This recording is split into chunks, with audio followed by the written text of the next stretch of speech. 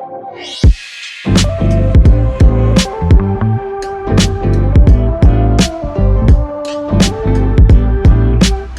everyone. Welcome to the Soul Podcasting Podcast. I have an awesome guest today. Her name is Tonya Pieske, and she is a musician, a writer, and a producer based in Portland, Oregon. And she has started a podcast called How to Tell Someone. And that's where on her podcast, she uses a trauma-informed process with each guest to ensure that storytelling is a safe, grounded, and consensual space. So I love this. I can't wait to get into having her share more about what this is. I think this is so unique. And so I am just excited to hear more about it. And welcome to the show, Tonya. Thank you so much for having me. I'm excited to chat. Yeah, well, let's just start with who you are. Who is Tonya? What makes you happy? What do you do in life, and kind of like your hobbies and things that make you happy? Sure. Well, I learned, thankfully, pretty early on that I have to have a healthy dose of creative, probably overly ambitious creative projects going on, at least one or two at any given time outside of my day job to stay sane, which creates more work for me, but ultimately kind of like balances my life. And if I go any long stretch without any kind of creative project on the side, I really do kind of lose myself. So I feel fortunate that I've never felt any pressure within myself to choose career, like a normal day, desk job, 9 to 5, or a career in the creative fields. I think I really like having both. I like being grounded and working in spreadsheets all day, and then, getting weird and creative in my free time. So that's really between those two things, I really keep myself busy.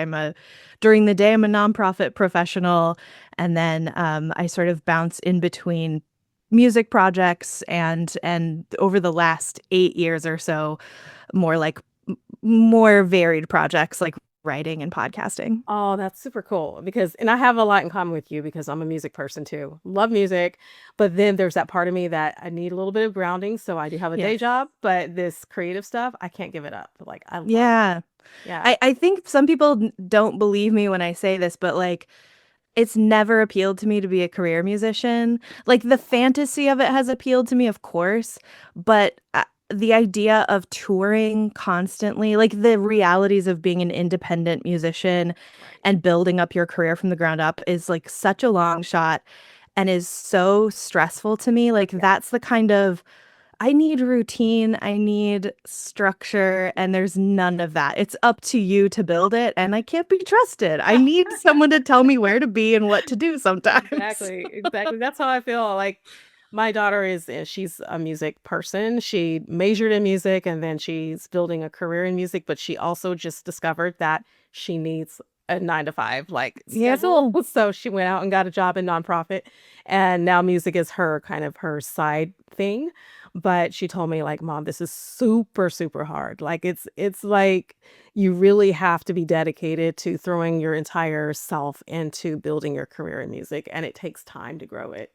And So yeah, it takes a community of people around you to support exactly. you, and it takes resources and Connections. connections, and All of it. yeah, sort of the luck has to be in the stars in a lot of cases for it to work out. I know. So I don't think there's any shame in just being a moonlighting creative I don't think if so it either. balances your soul and you also pay your bills on time. I feel like that's That. that's really all I'm looking Paying your for. bills on time. Super important. Right. Well, can you let's kind of get into the idea of your podcast. I would love to hear what inspired you to start How to Tell Someone, and like where does the idea come from, and what inspired you, what motivated you to actually do something about it by starting a podcast? Yeah, I used to joke that it was just simply a joke that I had. I texted my friend in the middle of the night and I was like, I have a podcast idea. I'm never gonna do it. So don't think that I'm being for real, but just hear me out. What if it's called How to Tell Someone, but the joke is that we're not really like giving anybody actual advice.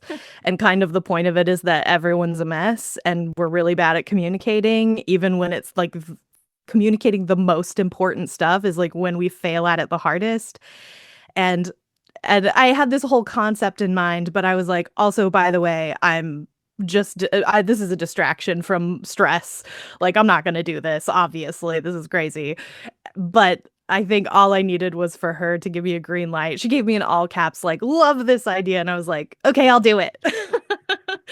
And I had to dig a little deeper to be like, obviously, I was already like 75% in when I was like, I'm definitely never going to follow through on this. That was a lie. Deep down, I think I was ready to follow through on it. I even said in the text to her, I went back and read it, that I already had logo ideas in mind. Like, obviously, I had one foot in the door. Yeah. So where did it come from? And I've had to do some soul searching to be like, where did that idea come from? Because this is my third podcast and the tone is very different. The first two are really casual, just friends hanging out and chatting, like really fun, but not, I wouldn't say of any emotional importance, or we're just hanging out and making fun of each other, really. So I wondered, like, why this? And I think some things were happening. A series of events had happened around that time that now make sense to me, like why this idea came to be. But namely, I had been working for the same nonprofit for 7 years, and I had just my career development had grown exponentially during that time. It was such an important period of my life. And I joined that organization as the office manager. I left as the executive director. It was such a whirlwind. And a big part of my job there was creating really healthy company culture Mhm. and sort of correcting my previous experience in my career. And I found myself in this very unique position in a very grassroots, small, scrappy organization where we got to call the shots. And I was like, wait a minute, we get to be the architects of what work looks like. And so we had some very progressive policies. We genuinely cared for each other and made space to take care of ourselves. Um, and it was such a fulfilling experience.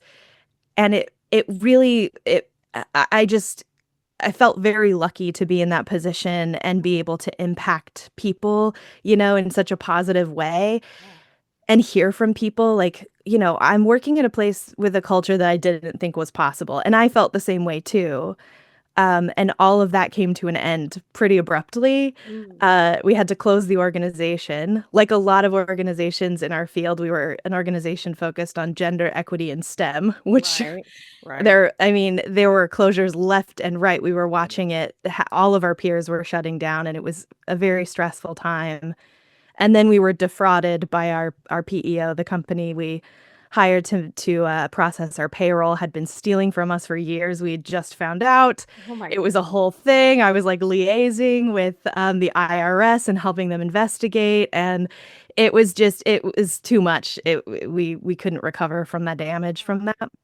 And so I had to shut it down. And I found this like huge hole in my life where I felt like I was caring for people in a really concrete way, like using my influence to really like create a safe place where people wanted to be, even though there was like so much uncertainty about the future of the Right. organization. People stuck around because they were like treated really well and were invested, and then that was gone.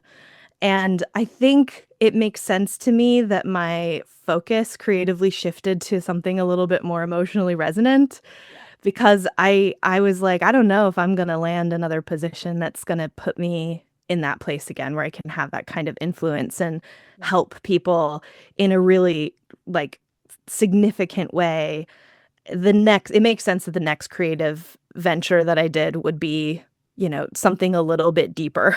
Exactly. Exactly. And so tell us, like, I love your story.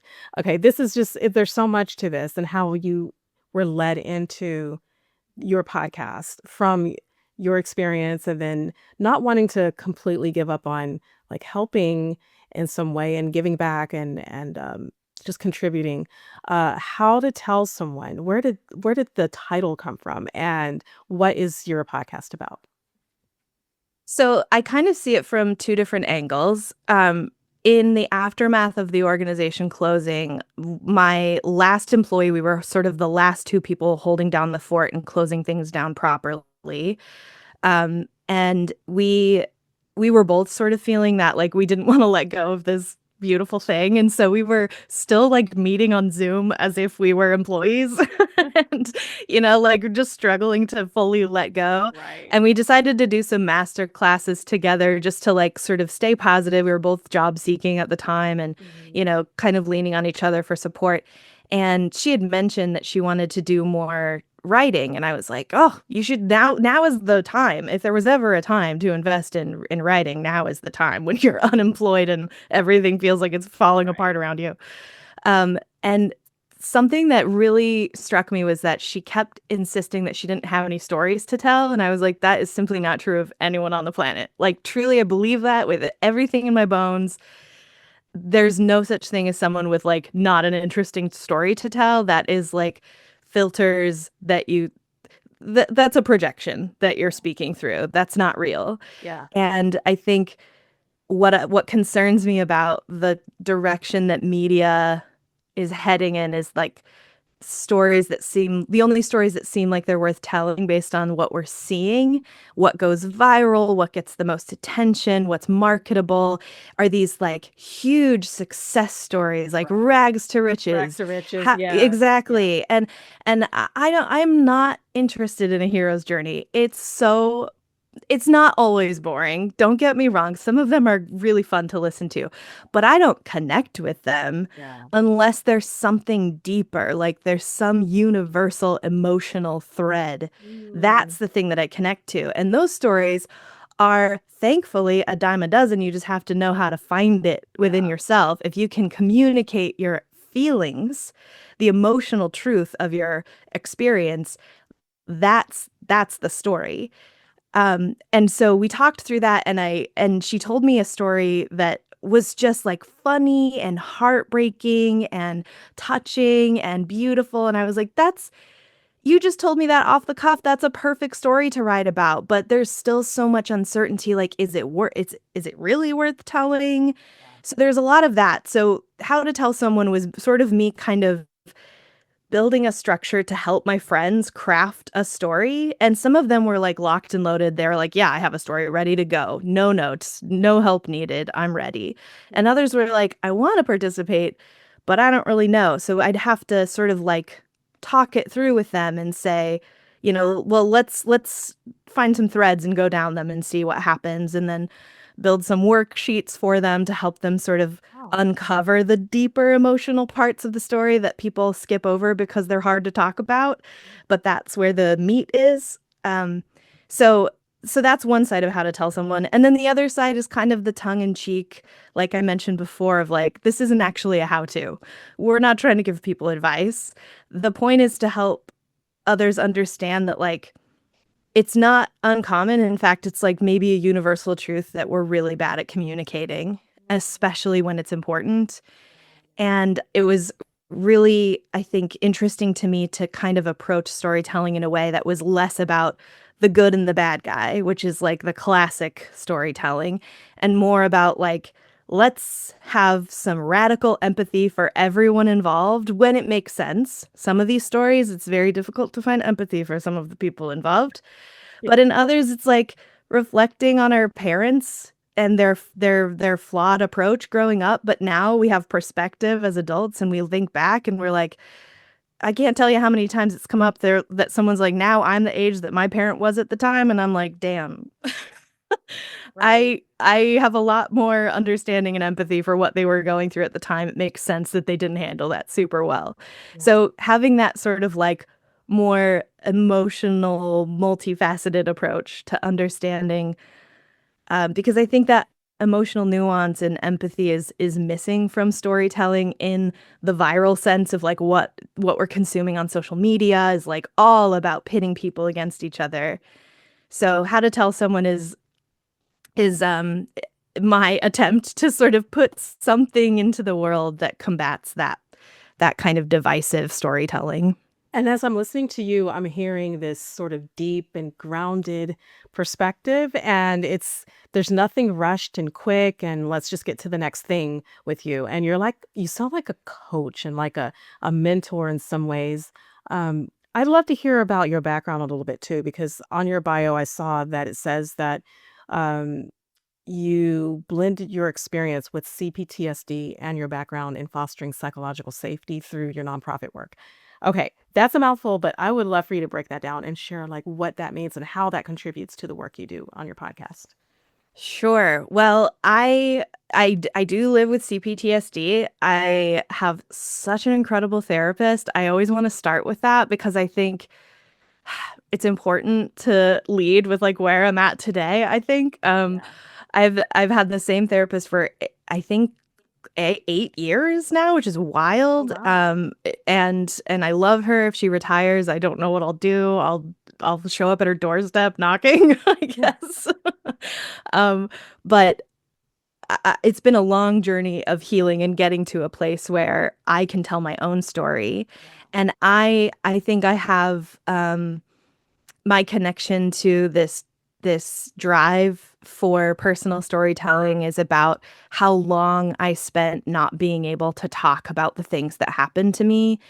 Mhm. Um, like sort of the PTSD response, like the physiological response, like my body just shutting down and just like not like my throat just closing up and like not being able to talk about the things that happened to me that really threatened to ruin and take away my life. And it took so many years to work through that and get to a point where now I can just say, I had an abusive childhood and not have like a physical response to that. That took so long. And now I'm at a place where, I can tell stories about my life and it's wild to what I'm experiencing now that it's a little bit more comfortable is when I do share stories about my past with people.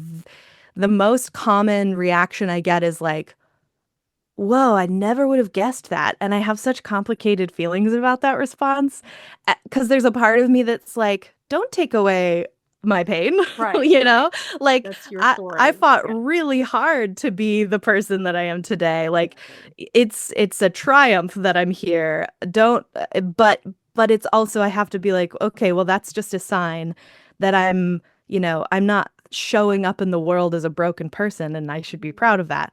But at the same time, I'm like, I spent all of those years working really hard in silence and nobody saw that. Right. And now All it's part like, of your journey. right. Yeah. It's also a reminder that for me to remember that people are walking around with big, big stories and we don't know them. And we wouldn't never ever guess that those things had happened to those people because of how they show up in the world today. Right.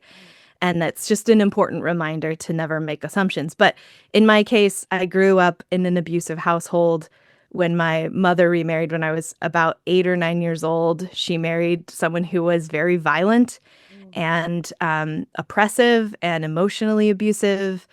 And that experience until I was 18 and got out of the house as soon as possible, watching the physical abuse against my mother and then experiencing this like really relentless psychological abuse for 10 years.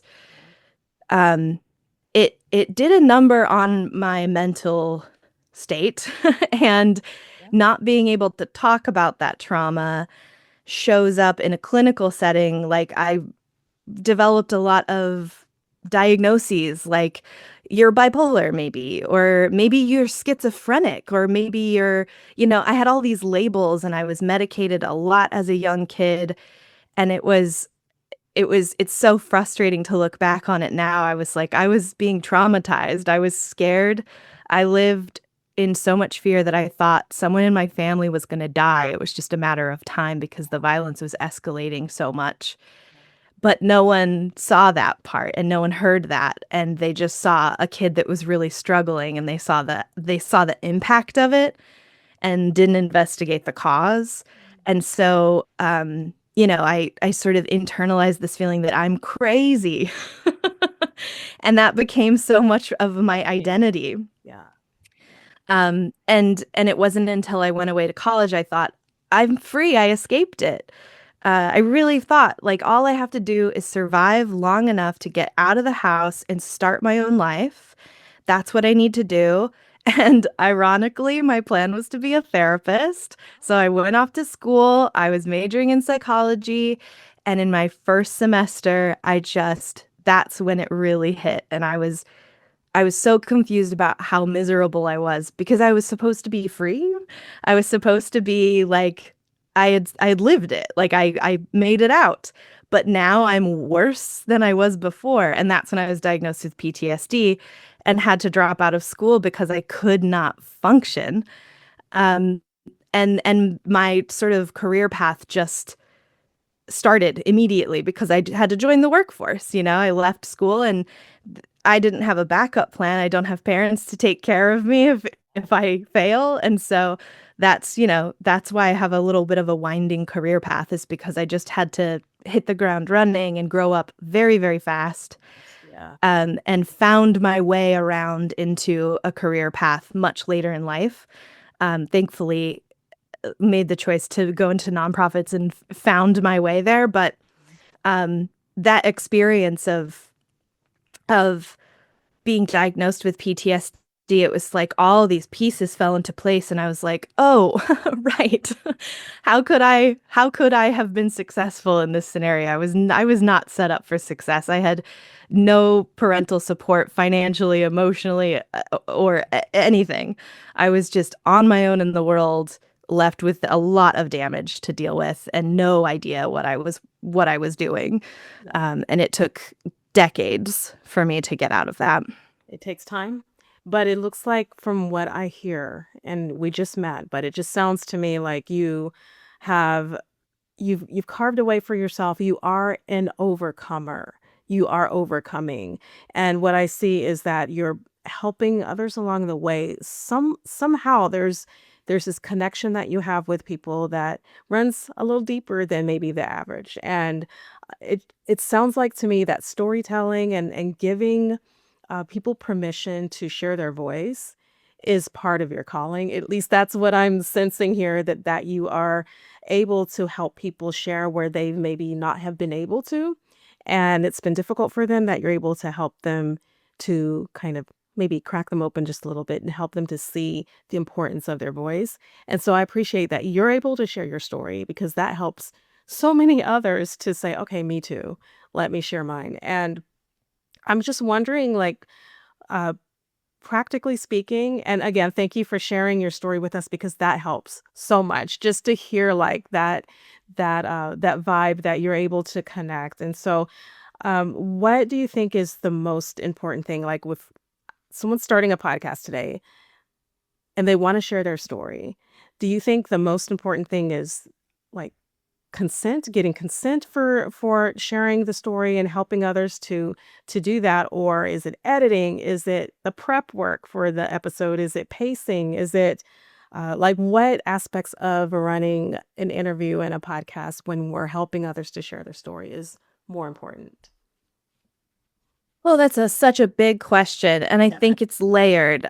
At the very minimum, consent is the first step, is to say, like, you know, in a setting like this, I appreciate you opening up the question with, even giving me the out to say, if you're comfortable sharing more about your backstory. Because ultimately I'm here to talk about the podcast but I want to share my backstory because it's an important part and I'll be sharing more of it on the podcast. Yeah. But in for how to tell someone, let me back up. If you're going to start a podcast where you're expecting guests to tell a personal story and any of it is loaded, heavy, they're talking about things that they've overcome in their lives, I would say I had the benefit of knowing my guests because they were all people that I was already connected to. Some people that I've known for 15 years, some people I've known for just a handful of years, but I knew everybody going into it. Mhm. And but that's not the case for a lot of podcasts. Right. You start there and then you expand, or you even start with strangers. Yeah. And that creates a delicate balance of you can't assume that someone is not ready to tell their story, and you don't want to talk down to people and assume that they're not ready and assume that they need hand holding. But at the same time, we are living in a time where the value of human storytelling is increasing, thankfully, but also can be used for just like the content churn. And that can create so much damage for someone who has experienced trauma.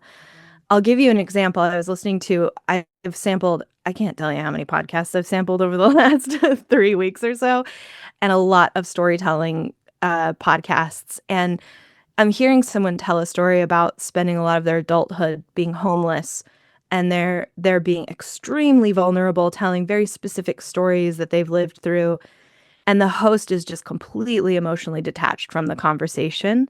And after this person has shared a very intense story about a specific situation that happened in a specific shelter, how they were treated by the staff, the emotional impact of it, when they finally sort of like wrap up their story, the host's honest response was, "That was an amazing story," and then asked a totally unrelated question. And I yelled out. I just yelled out into my living room and I had to turn it off immediately. Wow. So that's a perfect example of what not to do.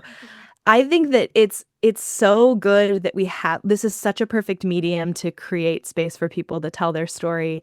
But if you're not prepared to be emotionally present, like you're actively listening to what they're saying and connecting emotionally to the story, you're not in the right line of work. Interview people that aren't talking about their emotional personal stories. Right. Like that's the differentiator. And not everyone is cut out for that work. It is Yeah. exhausting, it is taxing. It was a very difficult process making this podcast. And so I will just say, if like look within. If you're able to sit in a room and hear someone sort of like spill their guts out to you, and you can't stay present and ask the follow-up questions that you would if it was someone that you genuinely cared about, then you got to move along and find a different topic to Find a talk different about with your topic. guests. Yes. um Yeah. and the other thing is like letting your guests know, especially if you're engaging in really intense storytelling. Some of these guests are not going to be professional storytellers. Yeah. They're not going to be really experienced in doing this, but they're ready to tell their story. And you have the privilege of giving them a platform for that, and that is so important. And there's a lot of responsibility. And sometimes it's as simple as just reminding them to like take care of themselves, like make sure that they're creating space before and after the interview for themselves. Don't rush into it. Don't rush them into it, Right. chat with them for a few minutes before. Sometimes sending questions in advance can help people sort of calm their nervous system. Just think about what you would want if you were telling a really vulnerable story that you're nervous to tell. Right. How would you want to be treated? It's really not rocket Put science. yourself on the other side as a Yes. guest and figure out how it would make you feel and how would you respond. Yeah, Right. that is so true. Those are good bits of advice because we have to be reminded, being on this side of the microphone and you having your podcast being on your side of the microphone, how it feels to be on the other side. And so I just think that's really important to remember those things that you've just said, as we are embarking on being storytellers and encouraging others to share their unique stories, but sometimes painful stories on a Right. podcast and in a format, and especially when you don't know each other. So very important. So thank you so much for just inspiring us to like really think about what this means. This is a deep work. It's not just a content churn, as you've said. This is a deep work. Yes. So I want to know one more thing before I know we have just a few more minutes left, but I have so many things I could ask you. But I'm going to ask you about your one woman studio DIY. We're going to head to that topic because I think it's important as solopreneurs are listening today about just what it means to kind of be scrappy and figure this all out from scratch. You don't have to have a full team, but I think it's important to see like different perspectives. And so, like, how are you doing this creatively? What have you had to be mindful about as you have created your podcast, DIY, One Woman Studio? I'm fortunate enough that I started self-producing music when I was like 16. So I was in a good place by 2018 when I started podcasting that I was like, this should be easy. first incorrect assumption that because I knew how to produce audio, that it would be an easy adventure. It was not easy. Editing audio is a lot of work.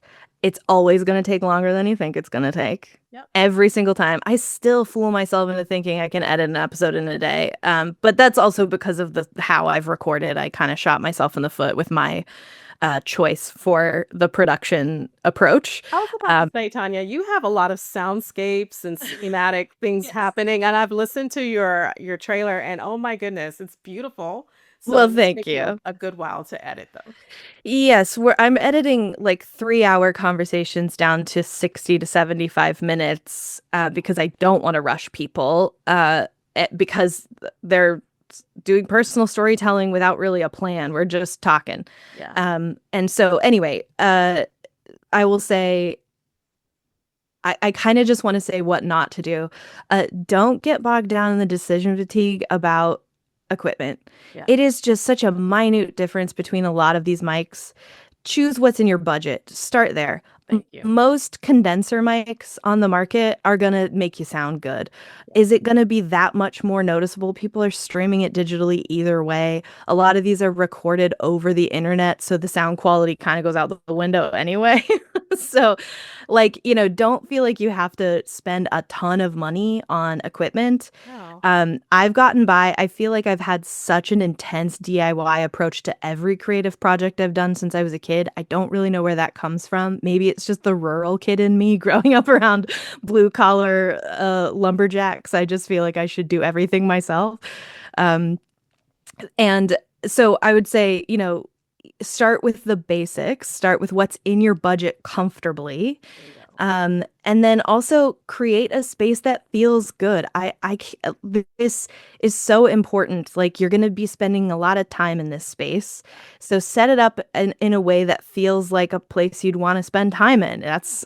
I feel like this is sort of tangential advice, but I think it's important. Like, create a really comfortable, beautiful space that you want to spend time in.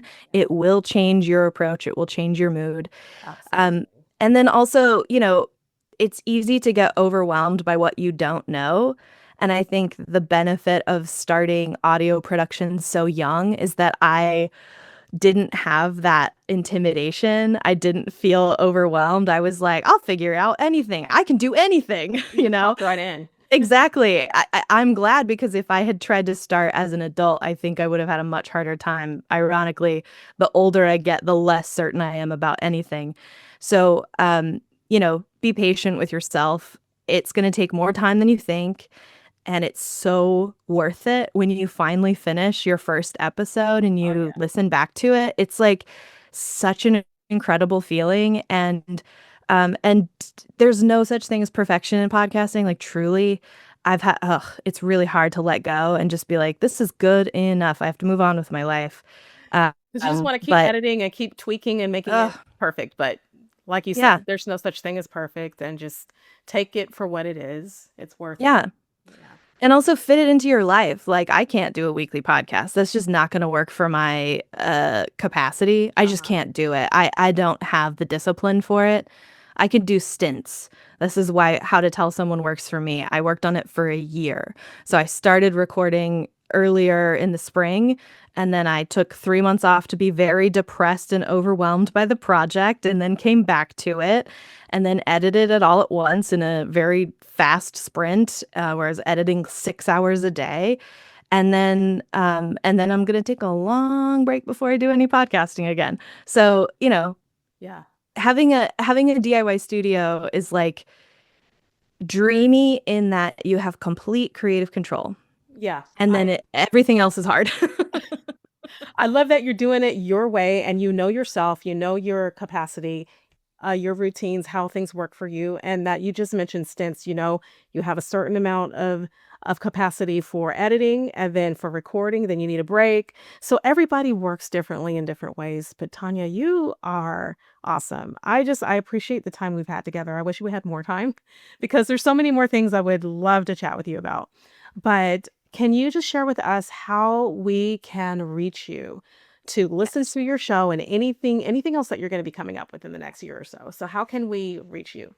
Yes, I'm intentionally not on social media. You're not going to find me or the show on social media Okay. except for Substack. Okay. Um, if you go to howtotellsomeone.com, you'll find links to the show on all of your platforms and also Substack.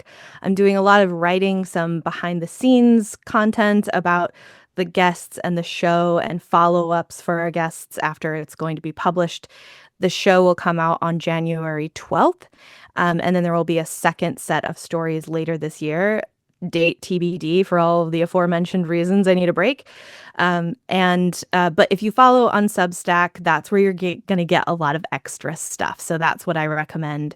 And then if you're interested, if you like the music in the show, I scored every episode, and Oh, wow. um, and the theme song is a song that I wrote for an album that I did a couple years ago.